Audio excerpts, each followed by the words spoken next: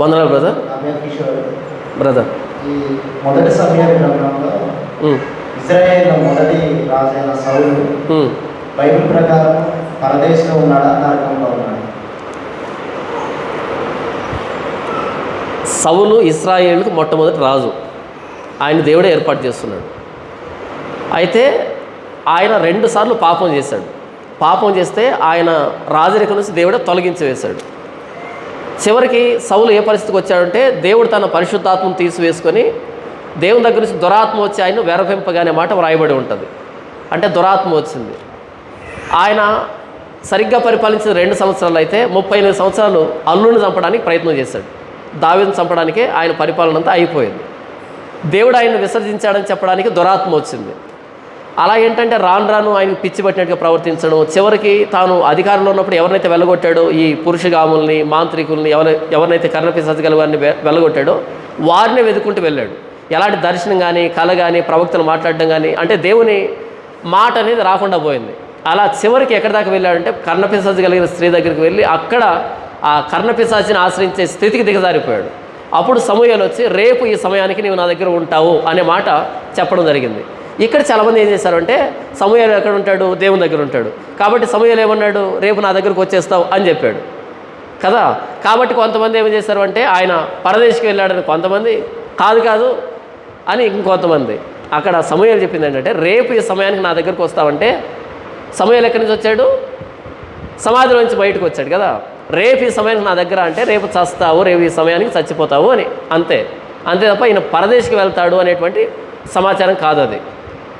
మీకు అర్థమైందా? ఇప్పుడు నేను ఆయన పరదేశికి వెళ్ళాడా, లేదా దేవుని దగ్గరికి వెళ్ళాడా, నరకానికి వెళ్ళాడా, నాకు తెలియదు అదంతా. అక్కడ ఉన్నటువంటి వచ్చినవి ఏంటంటే, రేపు ఈ సమయానికి నీవు నాతో పాటు ఉంటావంటే మృతుడు అవుతావు, చనిపోతావు, అదే అక్కడ సమాచారం. దాని ఒరిజినల్ కాంటెక్స్ట్ అది. కానీ దాన్ని బట్టి ఏం చేశారు? సమూయేలు దేవుని దగ్గర ఉన్నాడు కాబట్టి ఈయన కూడా ఎంతైనా దేవుని చేత ఏర్పాటు చేయమని రాజే కదండి, కాబట్టి దేవుని దగ్గర వెళ్ళి ఉంటాడు అనేటువంటి ఒక తప్పుడు అభిప్రాయం ఒకటి వచ్చింది. మరి ఆయన ఎక్కడికి వెళ్ళాడో నాకైతే తెలియదు. చెప్పబడినటువంటి మాటలన్నిటి ప్రకారము ఆయన దేవుని చేత త్రోసివేయబడ్డాడు అన్నది మాత్రం నేను చెప్పగలను. సమూయేలు అన్నటువంటి మాట అర్థం ఏంటంటే చనిపోతావు అనే తప్ప పరదేశికి వస్తావు అనేటువంటి అర్థం కాదు అది. ఆయన చనిపోయిన తర్వాత కూడా ఆయన శవం అవమానానికి గురవుతుంది. మొండి ఒక చోట, తల ఒక చోట, ఎంతమంది చూస్తారు ఆయన్ని? దేవుని నామానికి అవమానకరంగా ఆయన మరణం కూడా ఉంటుంది. ఇకపోతే సౌలు ఎవరో చంపితే చనిపోలే, ఆత్మహత్య చేసుకొని చనిపోయాడు. మన యోబు గ్రంథం చూస్తే అపవాది దేవుడు అంటాడు, నీవు అతని చర్మాన్ని ముట్టు, నీ ఇష్టం వచ్చింది, కానీ అతని ప్రాణాన్ని ముట్టొద్దు అంటాడు. ప్రాణాన్ని ముట్టితే ఏమవుతుంది? దేవుడు ఇచ్చిన ప్రాణాన్ని దేవుడే ముట్టాలి, దేవుడు తీసేయాలి. కానీ సౌలు అంతవరకు ఆగలే, తన ప్రాణాన్ని తానే తీస్తున్నాడు, ఆత్మహత్య చేస్తున్నాడు.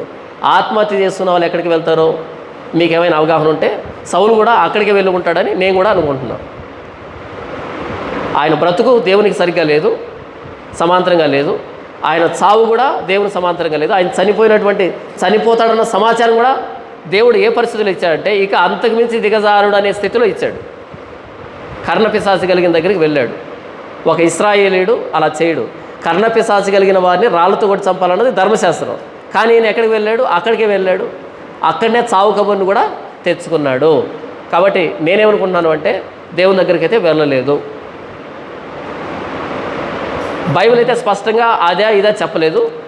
నేను ఇచ్చినటువంటి విశ్లేషణ ప్రకారం నేనేమనుకుంటున్నాను అంటే, ఆయన దేవుని దగ్గరికి వెళ్ళలేదు, వెళ్ళేదానికి ఏ క్వాలిటీ లేదు. ఇంతవరకు అయితే నేను చెప్పగలను. దీన్ని బైబిల్ చెప్పలే, నా విశ్లేషణ బట్టి నేను తీసుకున్న తీర్మానం ఇది, నాకు వచ్చిన నిర్ధారణ ఇది.